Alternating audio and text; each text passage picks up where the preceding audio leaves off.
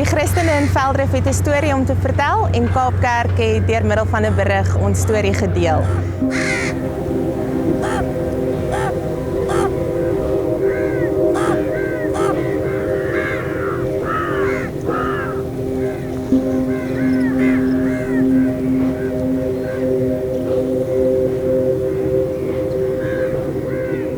Die storie wat ons het om te vertel is een van eenheid te midde van andersheid en eintlik gaan dit oor hoe God besig is met ons hier in Velddrif. Elke jaar dan kom al die Christene 2 keer 'n jaar bymekaar aan die begin van die jaar en aan die einde van die jaar.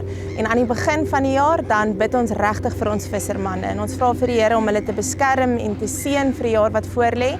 En ons kom bymekaar om bymekaar te wees en om saam die Here te ontmoet. En dan aan die einde van die jaar, dan kom ons weer bymekaar om vir die Here dankie te sê dat hy die vissermanne beskerm het en vir sy seën oor hulle lewens. Ons bid nie net vir die vissermanne nie, maar ons bid ook vir hulle gesinne, want dit is eers toe ek hier in Velddrif kom woon het, wat ek besef het hoe gevaarlik is die werksomgewing van 'n visserman. En ek dink deur die storie wat Kaapkerk gedeel het, is daar ook 'n bewusmaking van die leefwêreld van 'n visserman. En as net een mens gedring is deur daardie artikel om te bid vir die vissermanne, dan is dit die heel moeite werd gewees. Ons storie is regtig 'n getuienis tot eer van God oor hoe hy besig bly met ons nie los nie en ons saambring te midde van ons verskille. Ek dink ook dat hierdie getuienis van ons ander mense, ander gelowiges kan bemoedig om dieselfde te doen en ook so eenheid te midde van andersheid te skep. En ek glo ook dat dit 'n bewusmaking was dat mense meer weet van die vissermanne en van die gelowiges wat saam kan kom te midde van hulle verskille en hulle grense. Dis vir die ouens lekker om te lees oor hulle eie kerk ook in die groot kerk se nuus. So by ons is dit 'n baie positiewe en ek dink die ouens lees dalk wat hulle nie sou gelees het en hulle weet dalk meer. Die negatief is, hulle lees wat ander ouens dan wil weet hoekom doen ons dit nie. So vir ons is Kaapkerk 'n goeie positiewe iets van die sinode se kant af wat my hele gemeente bereik en raak. Sosiale media het vir my baie deure oopgemaak. Interaksie. Ek artikel lees van Kaapkerk, want dit is my kerk. Ek voel thuis daarso. Ek probeer altyd wat ek in die media lees, dink ek, hoe kan ek dit bring by dowes, by die gemeenskap wat ek bedien. So Kaapkerk het geskryf hoe God se stem praat mense.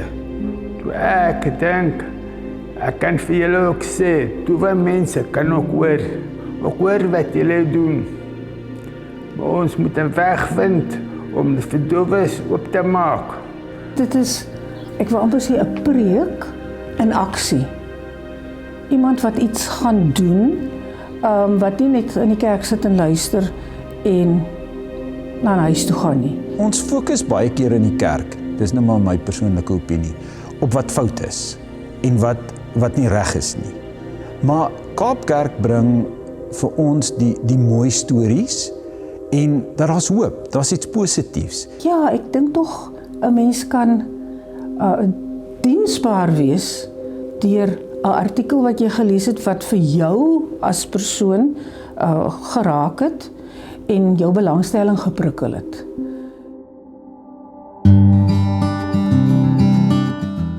Ons sit op eilande in ons gemeentes. Die dominees kom nie elke week reg oor die land bymekaar of in die Weskaap en hoor wat is daar en wat is daar.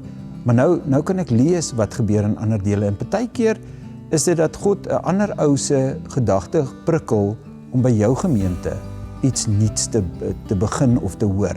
En dan is hy ook daarin lees van wat in die breër kerk aangaan. Of jy nou saamstem of nie, jy's deel van 'n gemeente van God se reis met sy kerk.